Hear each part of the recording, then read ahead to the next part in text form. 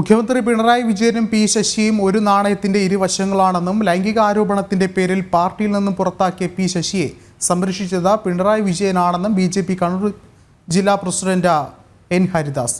P Sasi Kannur രാഷ്ട്രീയത്തിലേക്ക് മടങ്ങാനിരിക്കുന്നതിനിടയിലാണ് പുതിയ വിവാദങ്ങൾ ഉണ്ടാകുന്നത്.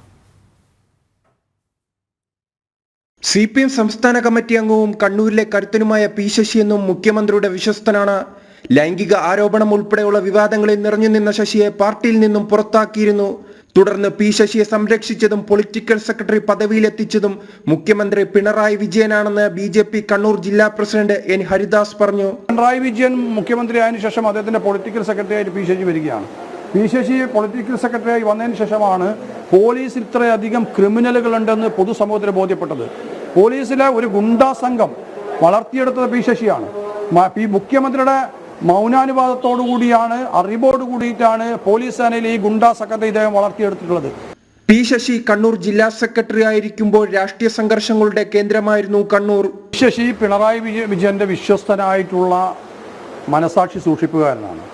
കാരണം പി ശശി കണ്ണൂർ ജില്ലാ സെക്രട്ടറി ആയിരിക്കുമ്പോൾ പിണറായി വിജയൻ കണ്ണൂർ ജില്ലയിലെ കാര്യങ്ങളൊക്കെ നോക്കിയത് പിണറായി വിജയനാണ്.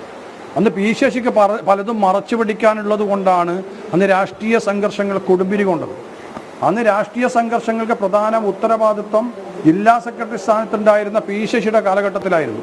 കാരണം അദ്ദേഹത്തിന് പലതും മറച്ചു പിടിക്കാനുണ്ട്. അപ്പോൾ രാഷ്ട്രീയ സംഘർഷങ്ങളിലൂടെ അത് മറച്ചു പിടിക്കാൻ പറ്റും. അതേസമയം നിയമസഭാ തെരഞ്ഞെടുപ്പ് ലക്ഷ്യം വെച്ച് കണ്ണൂർ രാഷ്ട്രീയത്തിലേക്ക് പി ശശി മടങ്ങാനിരിക്കുമ്പോഴാണ് പുതിയ വിവാദങ്ങൾ.